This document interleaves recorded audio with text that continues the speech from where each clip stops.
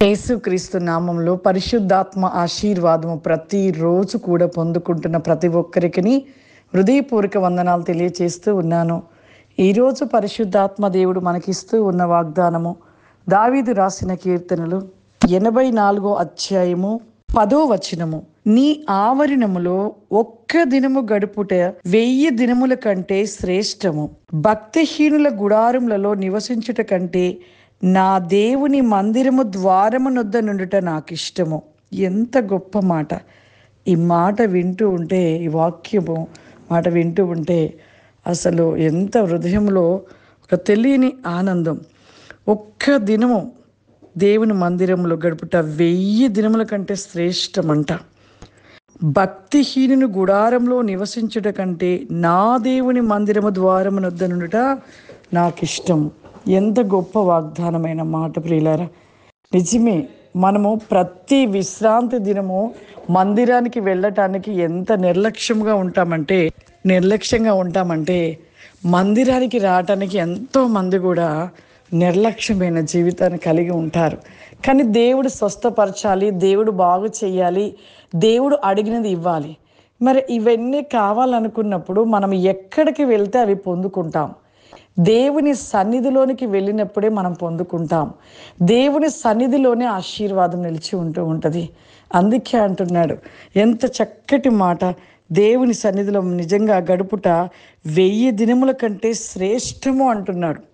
1000 దినముల కంటే శ్రేష్టము. ఒక్క దినము మందిరంలో గడుపుట, ఒక్క దినము దేవుని సన్నిధిలో మందిరంలో ఉంటే 1000 దినముల కంటే శ్రేష్టమైనదని చెప్తున్నాడు. మరి మనం ఎలా ఉంటున్నాము? 6 దినాలు కూడా ఎన్నో పనుల భారాన పడుతున్నాము, ఎన్నో పనులు చేసుకుంటున్నాము, ఎంతో సంపాదించుకోవడానికి పరిగెడుతున్నాము. కానీ ఒక్క దినము ఆయన సన్నిధిలోకి వచ్చి ఆయన సన్నిధిలో గడిపితే ఎన్నో ఆశీర్వాదాలు పొందుకుంటాము, ఎంతో శ్రేష్టమైన బహుమానాలు మనం పొందుకుంటూ ఉంటాం. కాబట్టి మనం ఎంత యూట్యూబ్ ఛానల్లో వాక్యంను చూసినా, ఎన్నో మెసేజ్లు విన్నా కానీ ఖచ్చితంగా విశ్రాంతి దినము మందిరమునికి ఖచ్చితంగా మనం వెళ్ళాలి. మందిరంలో దేవుడు ఉంచిన ఆశీర్వాదాలు మనం పొందుకుంటూ ఉండాలి. ఎవ్వరు కూడా మందిరానికి వెళ్ళకుండా విశ్రాంతి దినము ఒక్క వారంలో నువ్వు వెళ్ళకపోతే ఎన్ని దీవెనలు కోల్పోతాం తెలుసా? ఒక్క సండే బాగోలేదు, అనారోగ్యం ఉంది, మరి చేత కావట్లేదు, ఇంకా ఎన్నో విధమైన రీతిగా ఉండి ఆదివారం రోజు మనం విశ్రాంతి దినం రోజు మందిరానికి వెళ్ళకపోతే ఎన్నో ఆశీర్వాదాలని కోల్పోతూ ఉంటాము. కాబట్టి ఆ విధంగా మనం ఉండొద్దు. ప్రతి వారము కూడా ఎన్ని కష్టాలు, ఎన్ని శ్రమలు, ఎన్ని ఉన్నా కూడా విశ్రాంతి దినమున ఖచ్చితంగా దేవుని సన్నిధిలో గడుపుట మన జీవితంలో ఎన్నో మేలులు, ఆశీర్వాదాలు పొందుకుంటూ ఉంటాం. ప్రార్థన చేసుకుందాం. సర్వశక్తివంతుడా, సర్వాధికారి, నీకు వందనాలు చెల్లిస్తూ ఉన్నాను ప్రభువా. ఈ ప్రోగ్రాం చూస్తున్న ప్రతి బిడ్డను మీరు దీవించండి నాయన. ప్రతిరోజు ప్రభువా పరిశుద్ధాత్మ ఆశీర్వాదం పొందుకునుట, వారి జీవితంలో ఎన్నో మేలులు, ఎన్నో కార్యాలు, ఎన్నో అద్భుతాలు మీరు జరిగించబోతున్నారయ్యా. నీకు స్తోత్రములు చెల్లిస్తున్నాం ప్రభువా. దినదినము వాక్యముల ద్వారా ప్రభువా, నీవిస్తున్న మాటల ద్వారా ప్రభువా మా హృదయాలు శుద్ధి చేసుకున్న ప్రభువా. ఓ పరిని Crossy come the my glory abasi glory come the listel be of faurima ristel me go my can be Lord the listel me go come the listel faurima.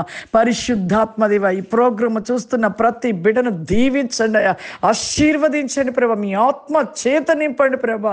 అగ్ని వలె మండించండి ప్రభా. ఏ కుటుంబాలలో ఎవరు అనారోగ్యమైన స్థితిని కలిగి ఉంటున్నారో ప్రభా, వారిని ఇప్పుడే మీరు తాకమని అడగొచ్చున్నానయ్యా. వారిని ముట్టమని అడగొచ్చున్నాను ప్రభా. వారికి ఇప్పుడే స్వస్థత దయచేయమని అడుగుచున్నాను ప్రభా. నీకు స్తోత్రములయ్యా. జ్వరముల చేత ఎంతో బాధపడుతున్న బిడ్డలు ఉన్నారయ్యా. ఈ యొక్క ప్రోగ్రాం చూస్తూ ఉన్న సమయ ప్రతి కోసమే తండ్రి, వారికి ఇప్పుడే స్వస్థత దయచేయండి అయ్యా, విడుదల దయచేయండి ప్రభా. అద్భుతమైన కార్యములు వారి పట్ల జరిగించండి పరిశుద్ధాత్మ దేవా. ప్రతి ఒక్కరిని ప్రభా దేవా, ఏ అనారోగ్యమైన ప్రతినేకంగా ఉన్న ప్రతి ఒక్కరిని ప్రభా మీరు ముట్టండి, తాకి సంపూర్ణమైన స్వస్థత దయచేయమని, ప్రతి బిడ్డను దీవించి ఆశీర్వదించమని యేసుక్రీస్తు నామములో నడుచున్నాను తండ్రి. ఆమేన్. God bless you. దేవుడు మిమ్మల్ని దీవించును గాక. ఆమేన్.